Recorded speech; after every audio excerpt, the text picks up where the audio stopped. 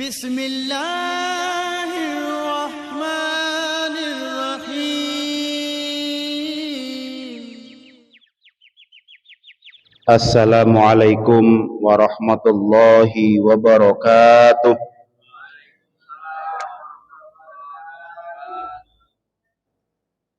Innal hamdalillah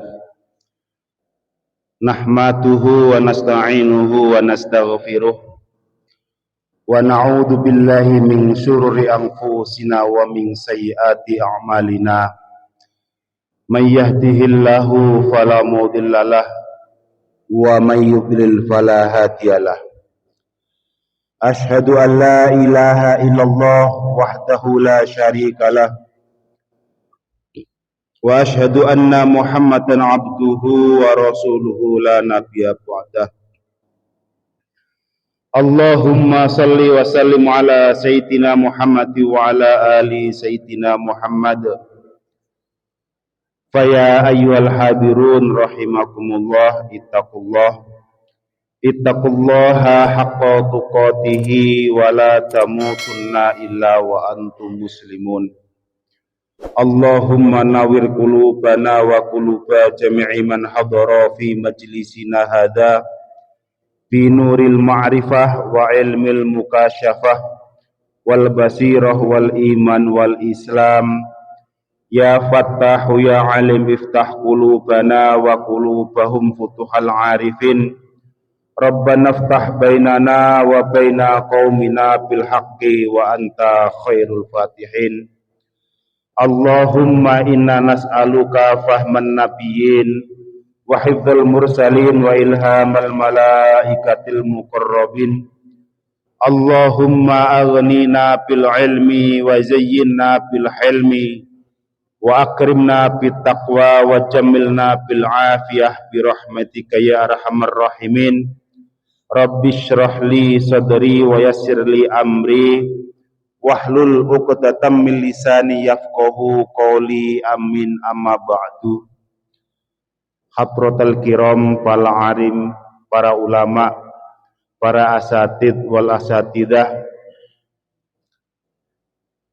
Bapak Ketua Takmir Masjid Baitus Salam Purhman Arira yang kami hormati, wabil khusus Bapak Imam kita, mudah-mudahan senantiasa diberi kesehatan oleh Allah Subhanahu wa ta'ala sehingga bisa membimbing kita dalam sholat berjamaah 5 waktu.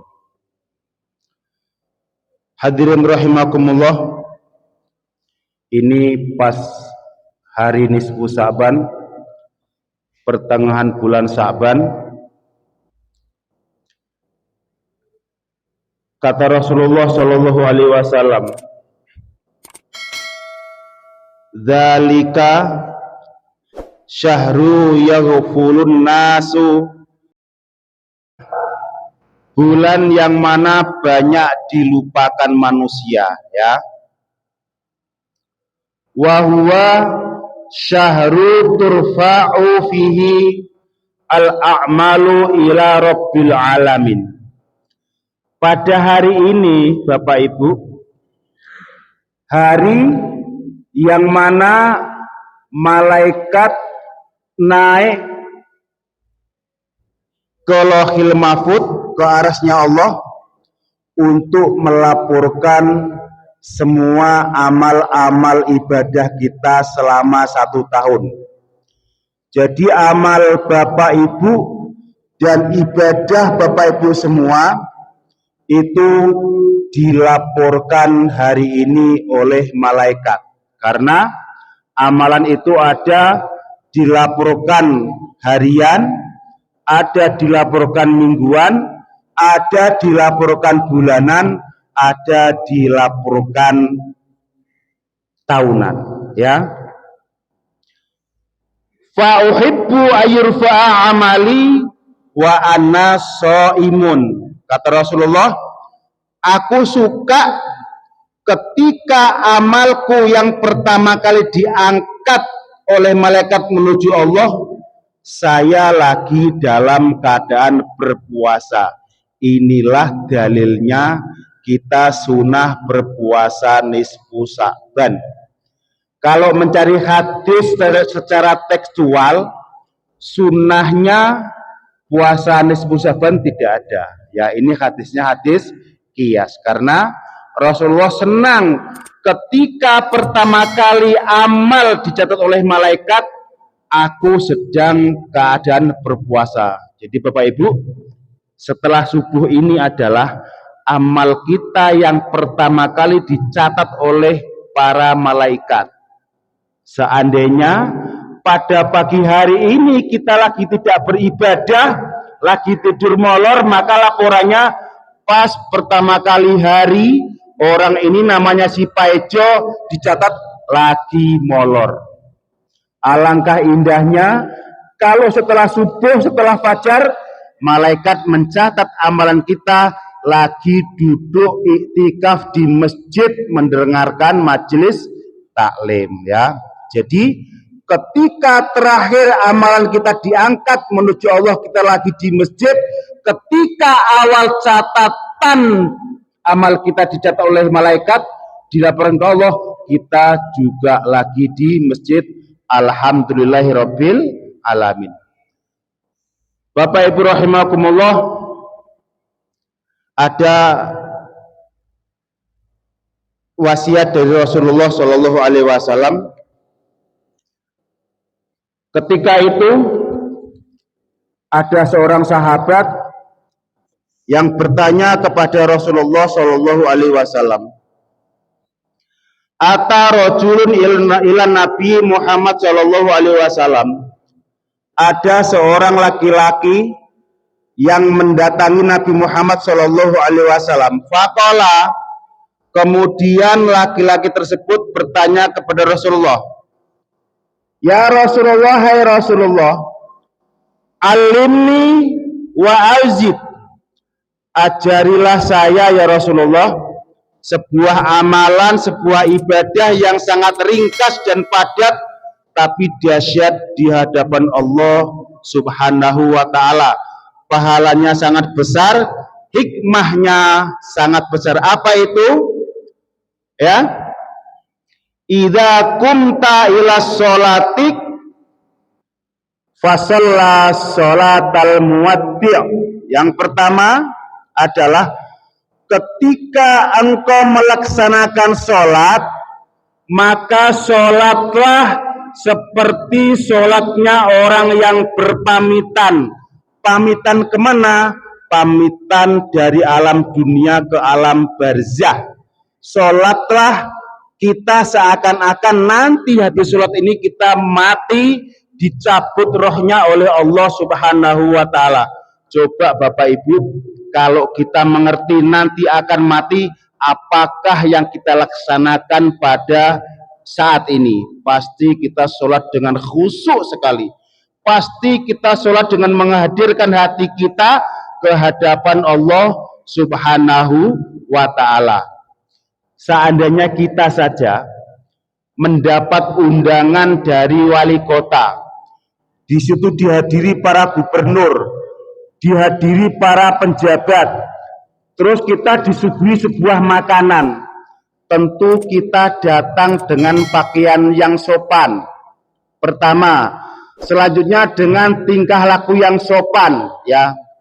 Selanjutnya makan yang di rumah biasanya pakai cawuk-cawuk banyak puluhannya, mungkin di hadapan para wali kota, di hadapan para gubernur, kita dengan pelan-pelan makan, ya kan, dengan sopan santunnya. Yang biasa di rumah itu celelean, kata orang Jawa, petakilan, di situ pasti akan sopan santun.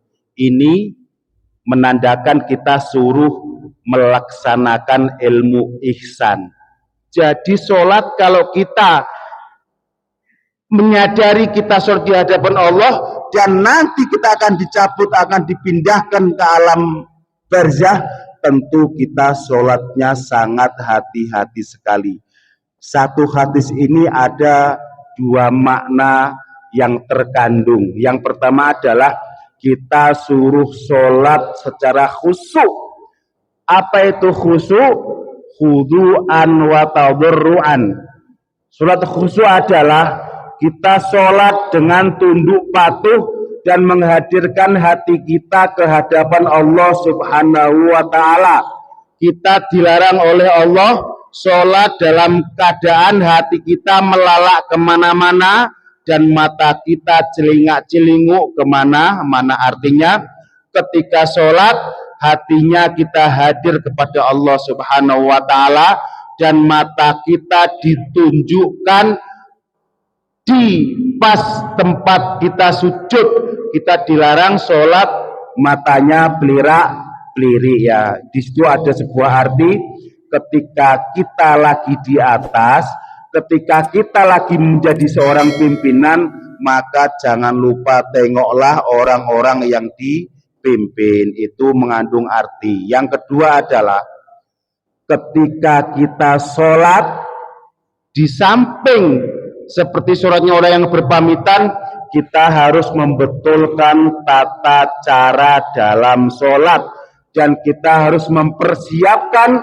apa-apa yang diseratkan oleh sholat. Pertama, kata Rasulullah, idza qumta ila sholati fa asbil wudu'ahu.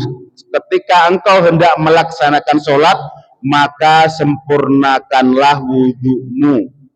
Di dalam Al-Quran, idza qumta ila sholati falsilu wujuhakum wa aydiyakum ilal marafiqi.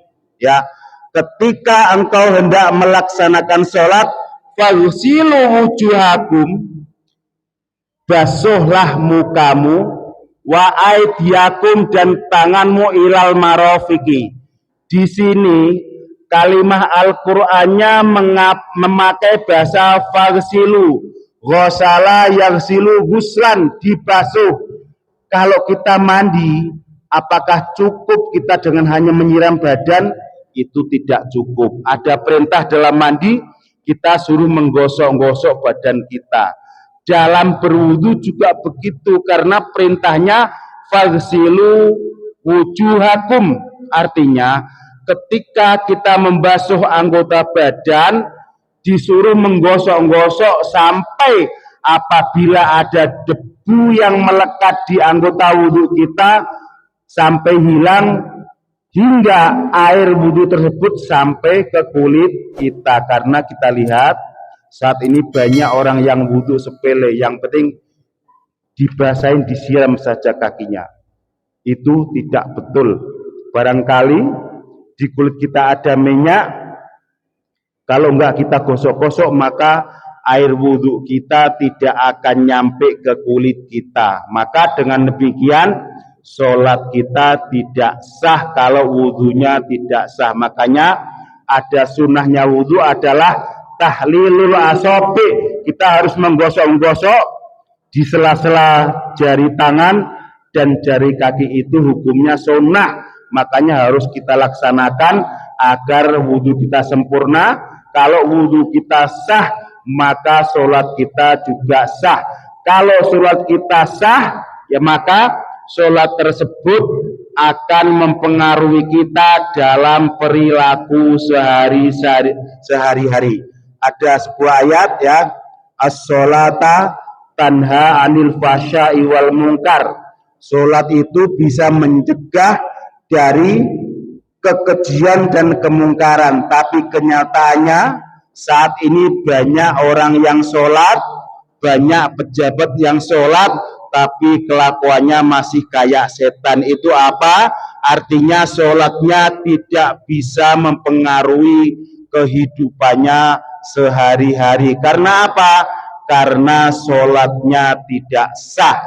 Makanya kalau kita ingin menempatkan sehari-hari kelakuan kita betul, yang pertama adalah bereskan sholat kita. Kalau ingin semuanya urusan kita di dunia ini akan lancar, akan mulus, maka bereskan dulu urusan dengan Allah Subhanahu wa ta'ala. Maka insya Allah urusan dunia ini, masalah dunia ini akan beres di hadapan Allah Subhanahu wa ta'ala. Jangan kita mengira, jangan kita beranggapan urusan kita di dunia akan beres kalau urusan dengan Allah tidak beres. Kalau sholatnya main-main, kalau ibadahnya main-main, ya. Makanya kalau kita diterpa oleh kesusahan, introspeksilah diri sendiri. Apakah sudah betul hubungan kita kepada Allah Subhanahu wa ta'ala. Bapak Ibu rahimakumullah, mari kita lihat apa yang didapatkan oleh Rasulullah Shallallahu Alaihi Wasallam ketika Rasulullah hendak diisrakan oleh Allah Subhanahu wa ta'ala ke Sidratul Muntaha. Sebelum Rasulullah diisrakan oleh Allah, Rasulullah mengalami kesusahan yang sangat susah yang tidak ada solusinya, sehingga pada masa itu dinamakan Amul Husni, tahun yang sangat menyusahkan Rasulullah Shallallahu Alaihi Wasallam. Ketika Rasulullah di Mekah sebelum hijrah, Rasulullah dapat tantangan begitu dahsyatnya dari kaum kafir, ya, sehingga Rasulullah pergi ke Taif dengan harapan akan dakwah di Taif. Ternyata di Taif juga ditolak dakwahnya. Kemudian Rasulullah pulang ke Makkatul Mukarramah, dan ketika Rasulullah sampai ke Mekah, apa kata Jabal Abi Qubais? Di samping Mekah itu ada sebuah bukit, ada sebuah gunung namanya Gunung Abi Qubais. Saat itu ketika Rasulullah lagi susah sampai ke Mekah, Jabal Abi Qubais itu usul kepada Rasulullah, ya Rasulullah, kalau engkau mau, orang-orang Mekah ini yang memusuhimu akan kutimpa, akan ku benamkan, tenggelamkan dengan gunung ini. Dia sampai begitunya, ya, karena melihat Rasulullah dalam keadaan luka-luka yang sangat susah. Kemudian Rasulullah bilang, ya Jabal Abi Qubais, jangan. Kalau sekarang orang-orang kafir Quraisy belum iman, mudah-mudahan nanti anak cucunya iman kepada Allah Subhanahu wa ta'ala. Setelah dakwah Rasulullah tidak berhasil di Mekah, pamannya Abu Thalib wafat. Padahal pamannya Abu Thalib itu adalah yang membacking dakwah Rasulullah Shallallahu Alaihi Wasallam semasa periode Mekah. Ya, ketika Abu Thalib wafat, maka orang sudah tidak menghormati Nabi lagi, karena Abu Thalib adalah kaum dari para bangsawan. Setelah 3 hari Abu Thalib wafat, kemudian disusul oleh Siti Khadijah, istrinya wafat juga setelah 3 hari. Dengan demikian makin menjadilah permusuhan orang Quraisy kafir saat itu, karena Siti Khadijah adalah seorang pengusaha besar yang mana pada waktu itu semua rakyat kafir Quraisy kerja sama Siti Khadijah. Karena mereka semua bekerja dengan Siti Khadijah, dia takut dipecat kalau musuhi Nabi Muhammad SAW dalam dakwahnya. Sehingga ketika Siti Khadijah wafat, makin menjadilah orang-orang tersebut memusuhi Nabi Muhammad SAW. Ketika Rasulullah mengalami kesusahan yang sangat dahsyat, apa yang dilakukan Allah Subhanahu wa ta'ala? Allah Subhanahu wa ta'ala menyuruh Jibril ngambil kendaraan di surga yang namanya Buraq. Ya Jibril, ajaklah rihlah Nabi Muhammad Sallallahu Alaihi Wasallam. Kemana? Pertama kali dari Mekah diajak ke Madinah. Yang Madinah saat itu belum merupakan masjid, masih tanah kosong, hanya bebatuan. Di situ Rasulullah disuruh sholat 2 rakaat. Ya Rasulullah, ini nantinya bakal menjadi tempatmu dan wafatmu di sini. Nanti di sini akan menjadi perkembangan Islam yang sangat dahsyat. Maka sholatlah engkau di sini 2 rakaat. Setelah dari Madinah, Rasulullah diajak oleh Jibril menuju ke Jabal Turisina. Di situ juga disuruh sholat 2 rakaat. Apa itu Jabal Turisina? Waktu itu Nabi Musa alaihissalam di Jabal Turisina dia ditantang oleh para umatnya, hai Musa, kalau memang kamu punya Tuhan yang sangat dahsyat, coba tunjukkan kepadaku Tuhan tersebut. Ketika Musa meminta Allah suruh menampakkan diri, maka Nabi Musa pingsan, ya, tidak bisa melihat Rasulullah Shallallahu Alaihi Wasallam. Ketika Rasulullah sampai Jabal Tursina, disuruh sholat 2 rakaat. Kemudian Rasulullah diperjalankan lagi ke Masjid Baitul Muqaddas di Palestina, ya, yang sekarang lagi diobrak-abrik dengan orang Israel. Apa cerita dari kisah ini adalah ketika kita mendapatkan kesusahan yang sangat dahsyat dan solusinya tidak ada, makanya solusinya adalah masjid, sholat, masjid, sholat, masjid, sholat. Ketika Rasulullah tidak ada solusi dalam kehidupannya, dakwahnya tidak membuahkan hasil, kata Allah, datanglah kau ke masjid, kemudian sholat. Makanya ini yang harus kita tiru. Kalau kita punya masalah dan solusinya tidak ada, maka datanglah ke masjid iktikaf. Karena kata Rasulullah, ketika orang masuk masjid, Allahumma ftahli abwaaba rahmati, maka rahmat Allah subhanahu wa ta'ala akan bercurahan untuk kita, dan laksanakan sholat 2 rakaat. Itulah Bapak Ibu, kenapa Rasulullah SAW diisrokan. Ini adalah pelajaran buat kita, agar kita kena masalah tidak ada solusinya, maka solusinya adalah masjid dan sholat. Hendaknya, harusnya di perumahan Aira ini masjid penuh harusnya, kalau orang mengerti bahwa solusi dari apapun adalah masjid dan sholat. Bapak Ibu rahimakumullah, itu sebuah pengantar. Selanjutnya adalah kajian fikih. Seperti biasa, setiap kajian ada 2 sesi, tasawuf dan fikih. Bapak Ibu rahimakumullah, karena ini menjelang bulan Ramadan, saya akan menerangkan masalah tentang Ramadan. Diawali dari ayat, ya ayyuhalladzina amanu kutiba alaikumusyamu kama kutiba alal ladzina min qablikum la'allakum tattaqun.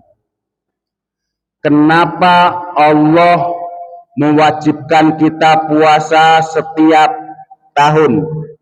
Ini adalah asbabun nuzulnya adalah ketika bapak kita Nabi Adam alaihi salam berada di dalam surga, sama Allah dilarang beliau memakan buah khuldi, ya.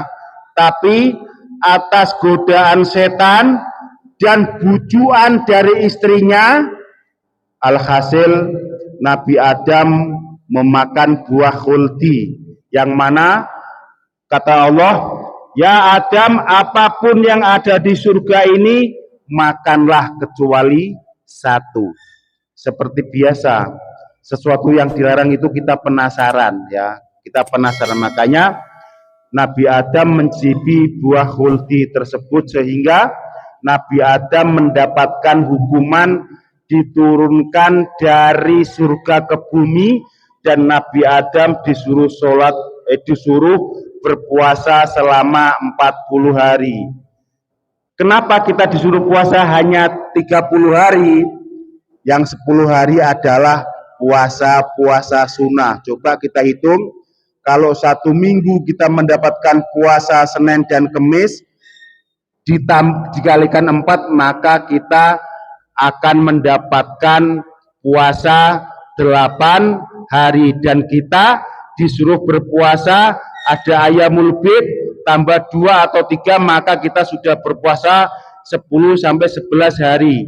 Ditambah Ramadan, ya, 30 hari, maka 40 hari. Untuk apa? Kata Allah waktu itu, ketika Nabi Adam memakan buah khuldi, itu makanan haram. Makanan-makanan yang haram yang telah kita makan itu akan membekas di tubuh kita selama 40 hari.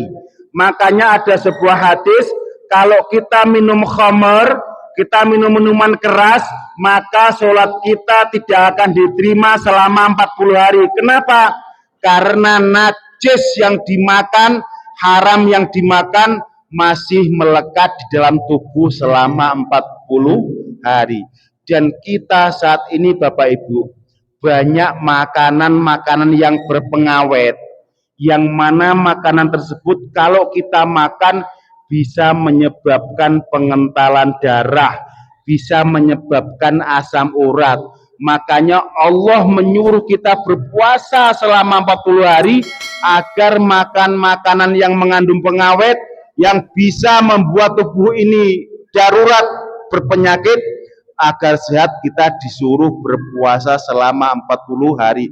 Ketika kita minum minuman kaleng yang ada gasnya dan ada pengawetnya, itu akan menggerogoti tubuh kita dan mengurangi kesehatan kita. Caranya bagaimana? Agar kita berpuasa selama 40 hari, makanya tubuh kita menjadi sehat. Makanya ada hadis, sumu tasihu, berpuasalah engkau maka engkau akan sehat. Ya, itu adalah asal muasal kita diwajibkan puasa oleh Allah Subhanahu wa ta'ala. Bapak Ibu rahimakumullah, saya akan menerangkan kapan puasa itu wajib diqodho atau wajib dibayar fidyah, ya. Ini khususnya bagi ibu-ibu, ya. Dan bapak-bapak juga harus mengerti, karena bapak-bapak juga mempunyai ibu yang harus mengerti masalah hal-hal ini. Yang pertama adalah masalah ibu-ibu yang haid. Kalau ibu-ibu istri bapak semua haid, biasanya haid itu ada 7 hari, ya. Artinya ketika kita bulan Ramadan, ibu-ibu tidak puasa selama 7 hari. Dan seandainya ada ibu-ibu yang masih berpotensi hamil, hendaknya ketika dia haid tidak berpuasa selama 7 hari. Begitu lebaran terus masuk dalam bulan Syawal, langsung diqodhoin puasanya. Karena Bapak Ibu, kalau puasa tersebut tidak langsung diqodhoin, kemudian ibu tersebut setelah bulan Ramadan lebaran, habis lebaran dites pack, terus dia hamil, periksa ke dokter, kata dokter ibu tidak boleh puasa karena bisa membahayakan janinnya. Maka kalau ibu-ibu punya hutang puasa haid belum dibayar, ya, maka cara bayarnya hanya qodho saja. Kalau sekarang bulan puasa habis lebaran, pas tanggal 2 Syawal dia sudah hamil, itu hanya membayar qodho puasa saja.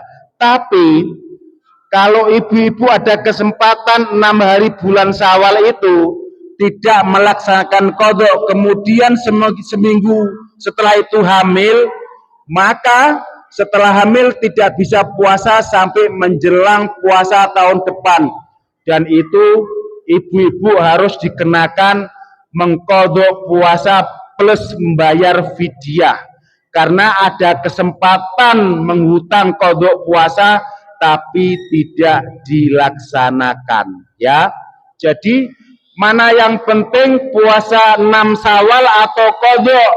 Bagi ibu-ibu yang masih punya potensi hamil setelah lebaran, maka diharuskan bayar qodho dulu. Toh kalau kita qodho puasa di bulan Syawal sudah termasuk mendapatkan pahalanya puasa sunnah 6 hari bulan Syawal. Kalau ibu-ibu ada kesempatan membayar qodho pada bulan Syawal dan tidak dilaksanakan, dan seminggu kemudian hamil tidak boleh puasa, maka diwajibkan qadha puasa plus membayar fidyah, ya. Itu bayar fidyah dalam satu hari meninggalkan puasa, yaitu 1 mud. 1 mud itu apa? 6,7 on, ya, 6,7 on. Kemudian bagi ibu-ibu yang hamil dan tidak bisa berpuasa, bagaimanakah caranya mengqadha? Ada khilaf di antara 4 madhab. Menurut Imam Hanafi, ibu hamil, ya, yang tidak bisa berpuasa atau menyusui, yang tidak bisa berpuasa, maka kata Imam Hanafi hanya membayar qadha saja, tidak wajib membayar fidyah, ya.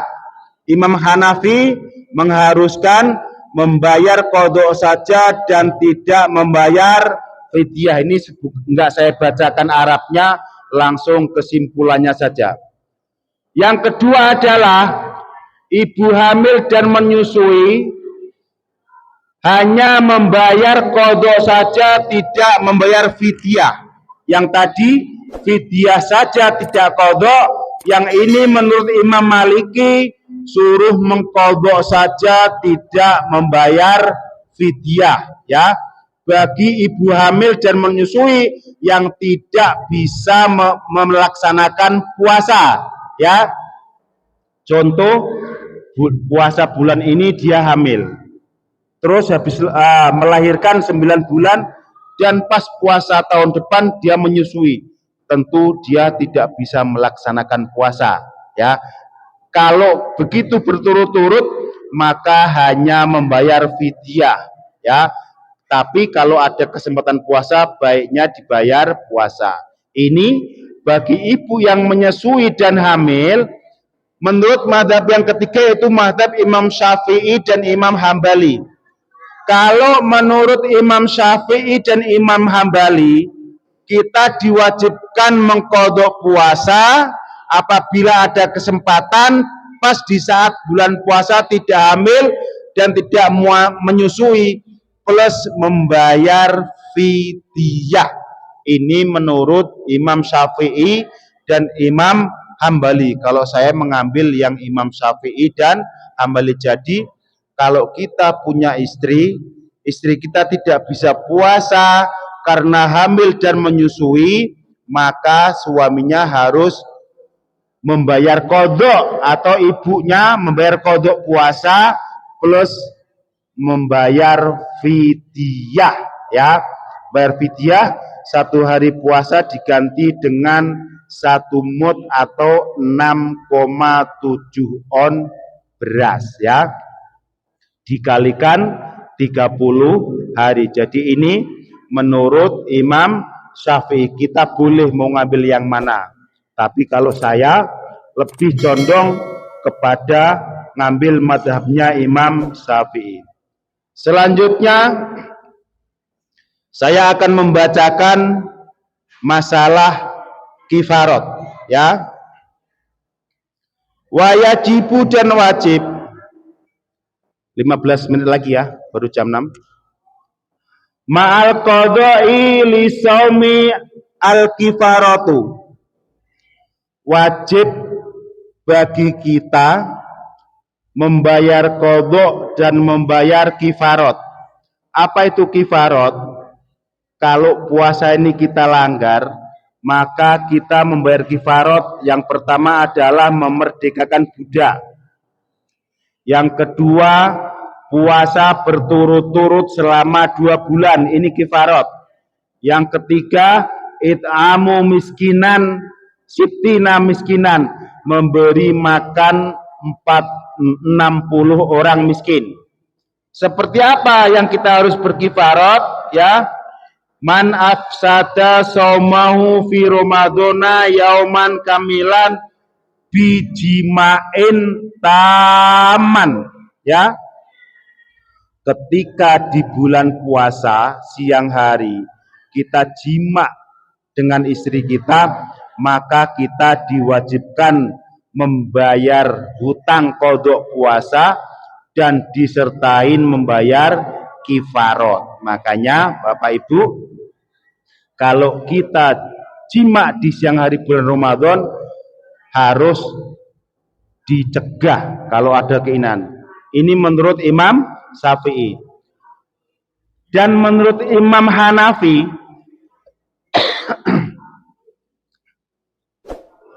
apabila kita sedang berpuasa, ya, dan tidak musafir juga tidak sakit, kata Al-Quran, faman kana maridon au ala safarin fa'iddatun min ayyamin ukhor, ya, yang bisa puasanya diganti di hari yang lain, diqadha di hari yang lain, adalah bagi orang ala safarin au maridon au ala safarin, hanya orang yang sakit dan orang yang sedang musafir. Lalu bagaimana ketika ada orang Islam, dia tidak sakit dan tidak musafir, membatalkan puasa di hari Ramadan tanpa udzur?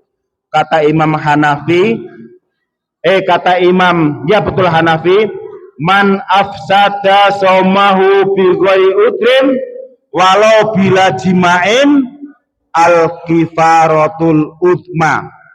Orang yang melanggar puasa pada Ramadan siang hari, dia membatalkan puasa dengan tidak jima dan tidak sakit dan tidak musafir, maka dia juga diharuskan membayar kifarot. Bapak Ibu, kalau lagi puasa, tidak sakit, tidak musafir, tiba-tiba pengen ngerebus Indomie dan makan, itu kata Imam Hanafi wajib membayar kifarot. Kenapa? Li'annahu sawa'un halalahu jima'an fi ghairi Ramadana au aklan. Karena kata Imam Hanafi, Bapak Ibu, bolehnya jima di siang hari dan bolehnya makan di siang hari itu hukumnya sama ketika di luar bulan Ramadan. Ketika kita di luar bulan Ramadan, kita pengen jima dengan istri kita, itu diperbolehkan, bahkan disuruh. Ketika di luar bulan Ramadan juga kita pengen makan, maka dibolehkan. Lalu apa bedanya hukumnya antara jima dan makan di siang hari? Itu hukumnya sama. Lalu kenapa jima di puasa bulan Ramadan kok dikasih hukuman membayar kifarat, sementara makan tidak? Ya, jadi menurut Imam Hanafi, kalau kita makan di siang hari pada bulan Ramadan tanpa udzur, tanpa sakit, tanpa musafir, maka kita juga kena hukuman membayar kifarat. Makanya jangan macam-macam. Kalau kita nanti di bulan puasa tidak sakit, tidak udzur, kita makan pada siang hari. Kalau kita nengok dari ayatnya, fa'iddatun min ayamin ukhor, yang boleh diganti di hari yang lain adalah maridon au ala safarin. Ini redaksi ayatnya, hanya orang sakit dan orang musafir yang boleh membatalkan puasa di siang hari, ya. Lalu kalau menurut mazhab Syafi'i, yang harus membayar kifarat adalah orang yang jima di siang hari bulan Ramadan. Dan menurut mazhab Hanafi, yang diwajibkan kifarat bukan hanya itu saja, orang yang membatalkan puasa di siang hari, makan tanpa ada udzur, maka juga diwajibkan kifarat. Itu pilihan buat kita. Karena apa, Bapak Ibu? Kita dianggap tidak menghormati bulan suci, ya. Bulan suci adalah bulan Ramadan, yang mana Puasa adalah artinya imsak. Imsak itu apa? Menahan diri dari hal-hal yang membatalkan puasa, ya. Ada satu lagi, ketika ada ibu-ibu yang haid. Ibu-ibu yang haid, ketika dia haid di saat puasa Ramadan, maka dia diwajibkan iftar, diwajibkan membatalkan puasa. Setelah dia membatalkan puasa, maka dia juga berkewajiban imsak. Apa itu imsak?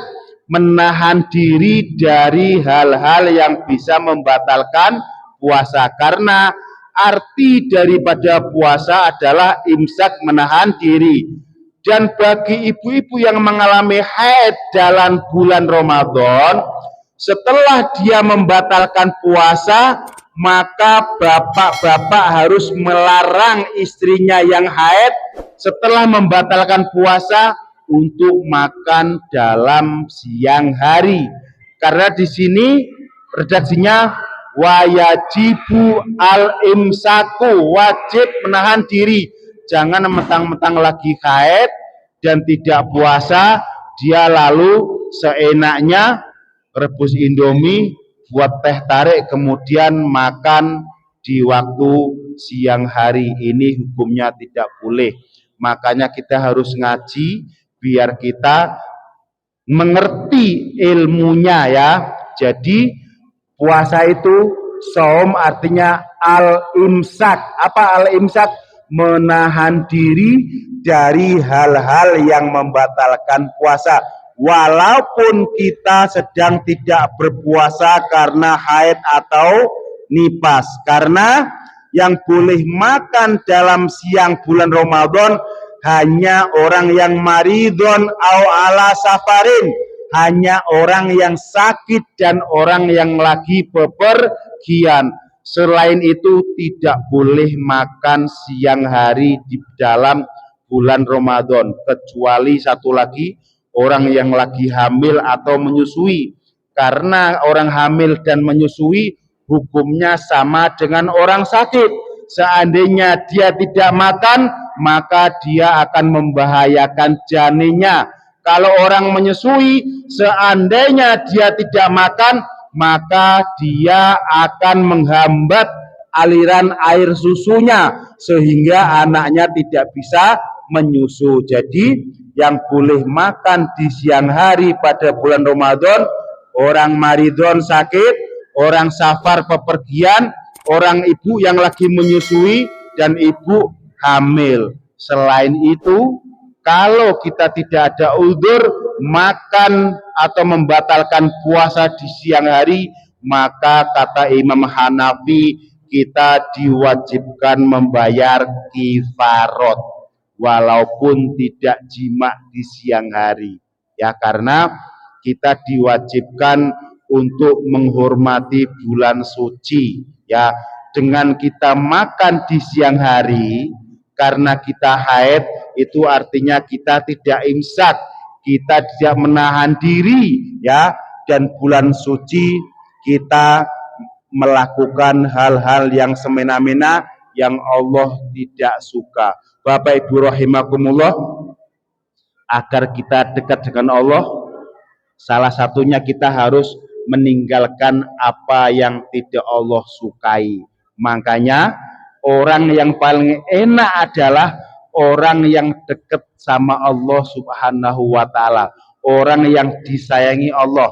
Kalau kita sudah disayangi, maka apapun yang kita inginkan, insya Allah akan Allah penuhi. Mungkin itu saja, karena ada acara lain anak-anak. Mohon maaf atas kekurangannya dan kesalahannya. Mudah-mudahan kita semua diistiqomahkan oleh Allah Subhanahu wa ta'ala untuk bisa senantiasa melaksanakan sholat berjamaah dan sholat sunnah yang lain, dan kita diberi istiqomah oleh Allah Subhanahu wa ta'ala, kita bisa mendatangi masjid dan menghadiri majelis taklim, karena hanya itu yang nanti ketika kita dihisab oleh Allah, kita bisa protes dengan Allah Subhanahu wa ta'ala. hai bulan, kenapa ibadahmu salah? Saya sudah belajar ya Allah, tapi belum nyampe, udah keburu engkau cabut nyawa hamba, makanya mohon dimaafkan. Bagi orang yang masih mau belajar ilmu agama, nanti dia bisa menjawab ketika ditanya di padang mahsyar oleh Allah Subhanahu wa taala ketika ibadah kita salah. Bapak Ibu, mungkin itu saja kajian pada pagi hari ini, mudah-mudahan bermanfaat dan kita semua diberi waktu, dipanjangkan umurnya oleh Allah Subhanahu wa taala agar mendapatkan bulan Ramadan. Subhanakallahumma wa bihamdika asyhadu an la ilaha illa anta astaghfiruka wa atubu ilaik. Wassalamualaikum warahmatullahi wabarakatuh. Waalaikumsalam warahmatullahi wabarakatuh.